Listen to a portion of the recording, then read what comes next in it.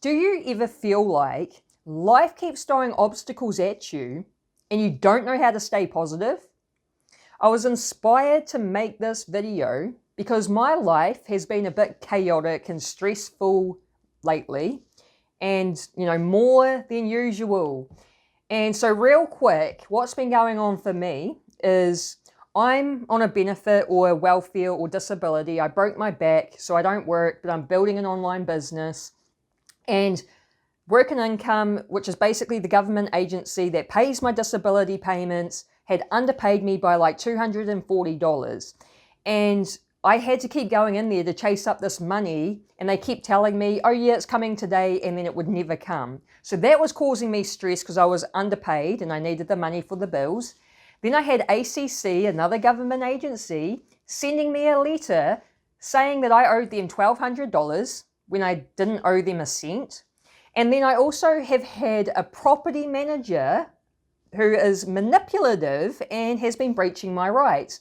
So I've had to start building a tenancy tribunal case for that. And this is all going on at the same time. And I'm like, why is all of this happening? So I wanted to share with you how I managed to stay positive through it all. The first tip I have is to give events positive meaning. So realize this, life has no built-in meaning. It is you who gives things meaning. So for example, let's say you have someone that loves dogs. They think dogs are so cute and they're loyal and they guard the property really well. So the meaning that they give to dogs is positive.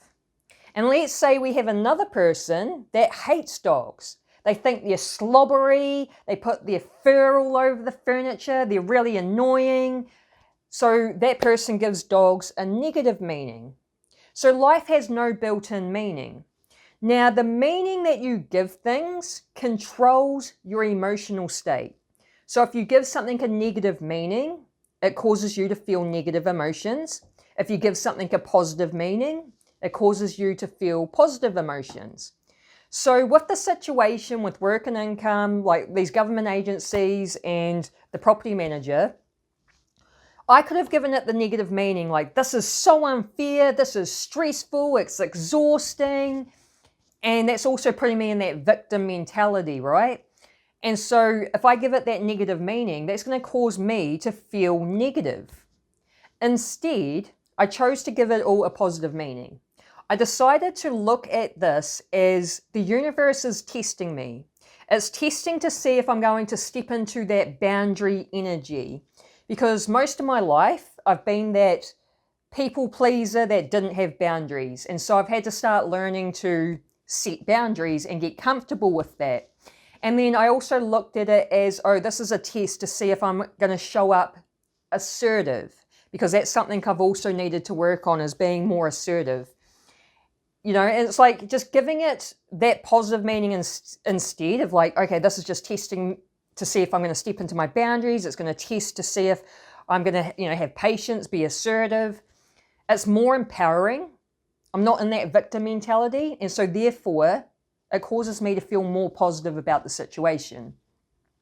Now, the second tip I have is to focus on one day at a time. So because everything was going on at the same time and I was having to try and sort everything out, I decided to basically just tell myself, just stay present. Stay present in the moment and only focus on the day ahead of me. Don't focus on all these other days. Don't think about all the stuff I've got to sort out. Just focus on the day ahead of me and what I needed to do that day to take the steps to getting these things sorted. And that's all I did. Just focus on that day, get through it, do what I needed to do, then focus on the next day, get through that, do what I needed to do. And so now that I'm making this video, ACC problem is sorted. They realized they made the mistake and I don't owe them money, so that's now sorted. Work and Income finally paid me. It took me having to threaten to escalate the situation, but they finally paid me, so that's now sorted. And then with the property manager, I've done the majority of like building the case, so I don't have to stress out about it now. Like I've got what I've done is like solid. It's the backbone of the case that's ready to go. And so I don't need to stress about that anymore. And, I had to spend the time and energy sorting all these different things out.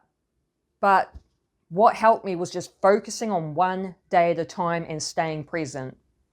Now, the third tip that I have is boost yourself up with self-talk. So yes, I was doing this. It might sound silly, but it really does work. I would look at myself in the mirror and I would just tell myself, I've got this. Like, this is just a test from the universe. I'm going to pass the test. I'm going to step into that boundary energy. I'm going to be assertive and I'm going to get these problems sorted out. I have got this. I can do this. This won't matter in a month's time. When you give yourself those little pep talks, it really does uplift your energy and helps to ground you. Because that's the key, is you want to stay grounded in the stress. You don't want to end up in your head spiraling about it all. Because if you allow the mind to take control, you're going to start spiraling, right?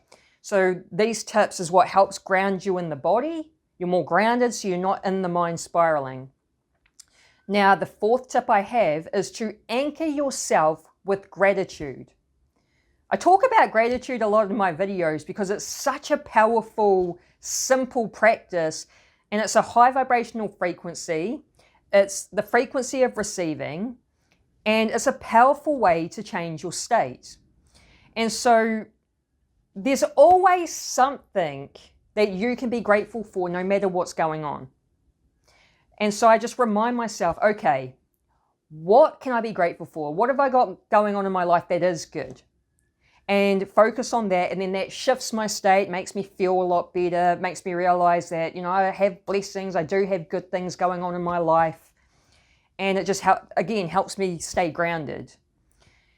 So look for things to be grateful for in your day-to-day life. That's a great way to keep yourself positive. And my last tip, number 5, is choose your state of being. Now, this is a Bashar teaching.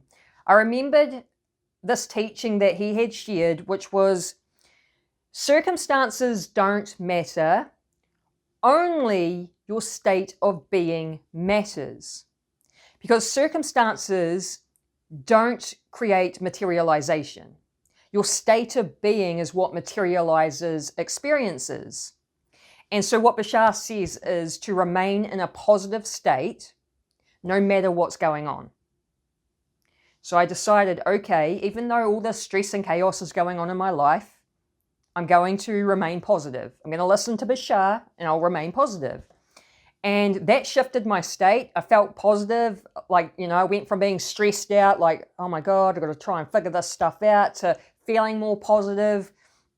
And then I was like, oh, I feel better now. So maybe I'll see if I can think up a name for my coaching program that I've been building. I'm working on a 6-month coaching program, and I had been stuck on a name for months because I didn't want to just give it any old name. I didn't want it to have a name where it's like people are like, what does that mean? Or what do you even do? I wanted a name that was going to be marketable. When people hear it, they know exactly what my coaching program's about. So I was stuck for months trying to figure out what to call it. And then after I remembered that Bashar teaching, and I changed my state, and then I thought, oh, let's see if I can think up a program name. Boom, program name came. And then I also got my own signature method framework. I got a slogan, a brand, merch ideas, everything within 24 hours just went boom, boom, boom, boom, boom, boom, and clicked into place. It came to me so effortlessly and easily, all because I chose to change my state. So choose your state of being. And that's it. Those are my 5 tips. I applied all of those things during the stress and chaos that was going on in my life. And now it's basically resolved. I don't have to feel stressed out anymore, and I can go back to just, living my usual life, because my usual life isn't normally that chaotic. But the chaos actually came after I had a scapegoat awakening about 5 months ago. So I had this massive scapegoat awakening, and ever since it's been like this ongoing chain of events, one thing after another, and I'm just like, wow, this is crazy. But I've been documenting it because I've never experienced anything like this, and I could write a book. So I might do that one day. So that's it for the video. I hope you got value out of those tips I shared, and if you did, just let me know by smashing the like button or write a comment. It also helps to push the video out so more people can see it. And if you like this sort of content, make sure you subscribe, hit that bell notification, and as always, have an awesome day. Peace.